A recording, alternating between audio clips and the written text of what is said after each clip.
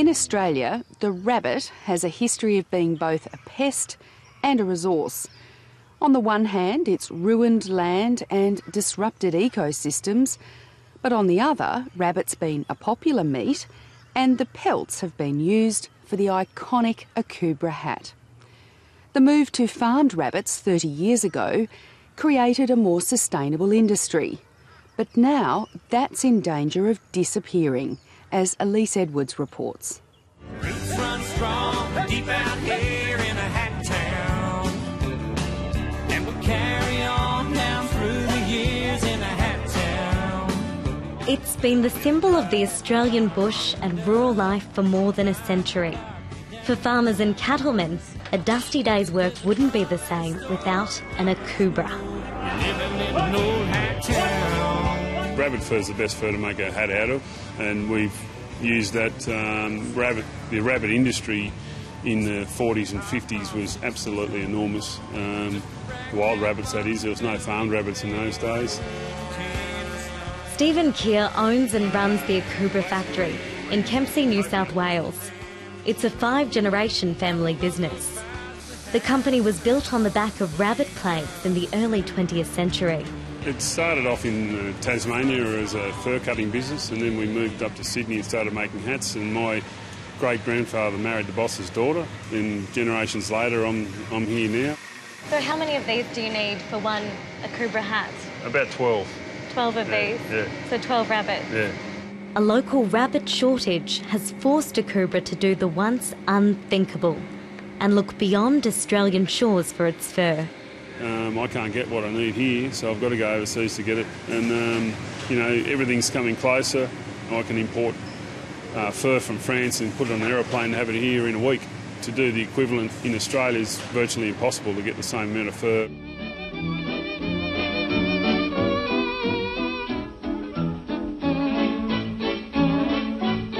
For the past 30 years, Australia's been getting most of its rabbit from farms.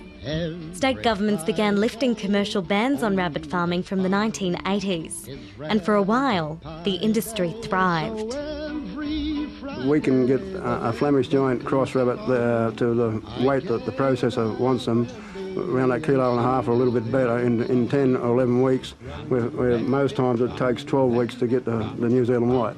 Not always, but most times it does. The Flemish giant will get there a little bit quicker, and that saves you feed costs. You haven't got to feed him that extra couple of weeks.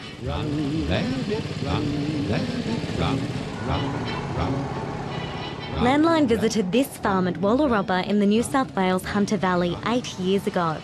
At the time, it was sending off about 250 rabbits a week. But farmers were facing a growing challenge, managing the Khaleesi virus, introduced to control rabbit numbers in the wild. From 7 weeks till they go to market, you still can get a bit of Khaleesi in your rabbits, in them younger rabbits. And it's not viable to vaccinate them because, as you see, there's 800 to 1,000 rabbits there, and $3 a dose. It's not viable. The rabbit Khaleesi virus is deadly. The rabbits will develop symptoms quite rapidly after being infected, probably in about 3 days, and not all the ones which are infected die, but many of them will die within 3 or 4 days of the symptoms becoming obvious.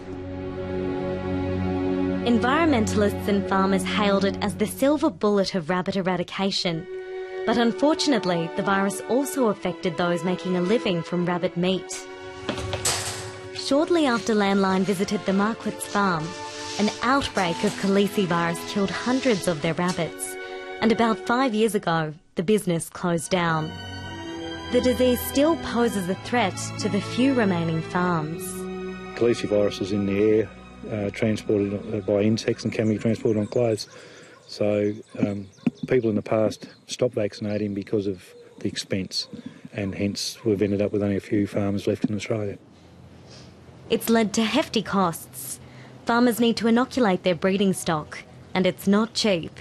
Works out quite expensive. You know, if you're looking at 1,000 breeding stock, well, at $6 a head, it soon adds up.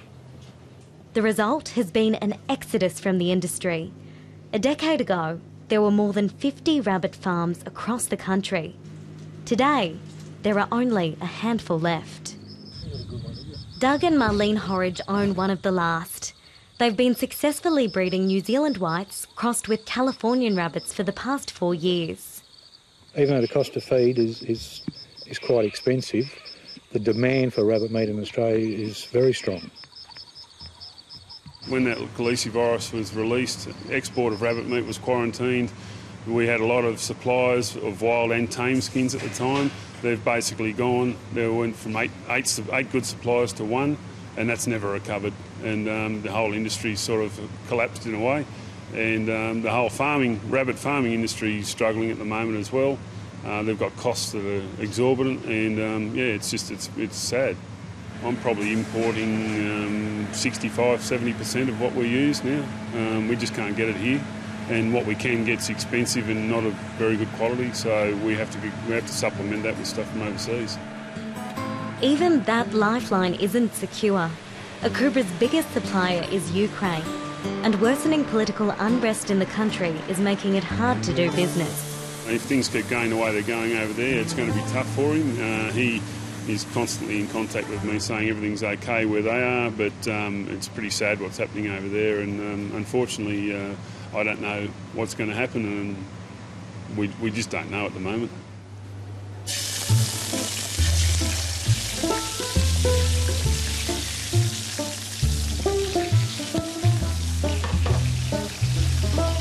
The farm closures have also impacted the gourmet food industry. Bart Avenia works at Del Hugo's Italian restaurant in Brisbane and has been cooking with rabbit meat for 6 years.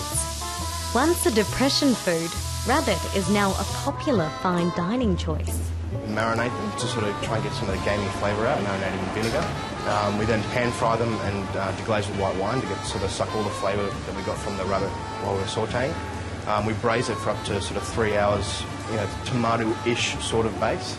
We then shred the rabbit, and then it's ready to go. It's a very soft meat once we've finished planing it. The flavour's not that strong. We try and get a lot of the gamey flavour out. You could relate it kind of to like a chicken, but it's still got a bit more, it's a lot stronger than that. It's getting harder to source the meat, and spiralling costs could see it dumped from the menu soon.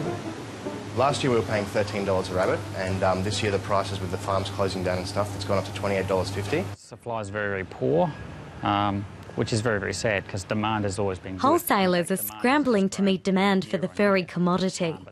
Andrew Denning has owned Bunny Biz in Brisbane for more than 20 years. Rabbit meat is fantastic. It's farmed rabbit meat grown off the ground, which is what we do in Australia, is classified as the healthiest domestic meat known to man. So it's very, very healthy, it's very nutritious, high in protein, and I love it. But he's struggling to get his paws on any. Although he has hundreds of rabbits in freezer storage, when that supply dries up, he'll be in a tough spot.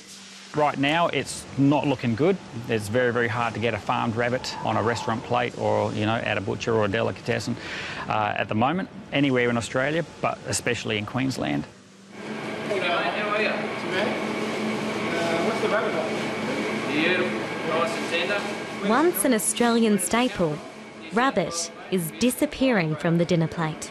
There's a lot of older Australians that eat it, not so much of the younger generation at the moment, but more of the older clientele and a lot of lot of European students and everything that come through here. Brisbane butcher Troy Ralston says he stopped selling farmed rabbit last year after the price went through the roof. He's resorted to selling the less popular wild caught animal. We're probably in a short supply for another 6 weeks, I believe, according to our wholesalers. So supply's really out of whack, and they're quite hard to find at all.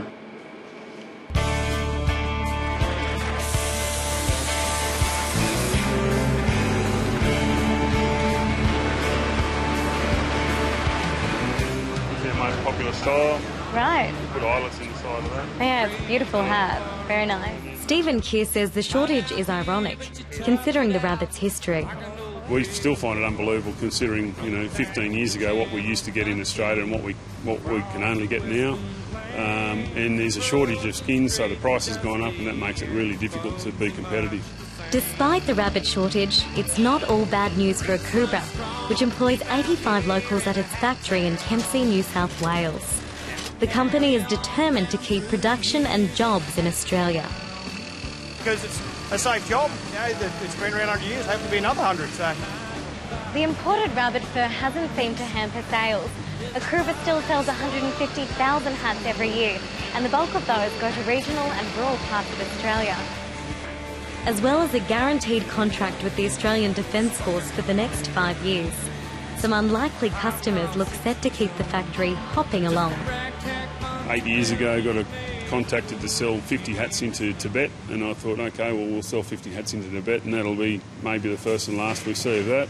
And now he's our biggest export customer. This year he'll probably take about 12,000 hats from us.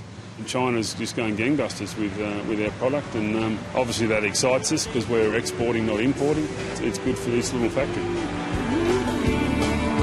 We think the future's positive. We're proud Australians, and that's the way we want to stay.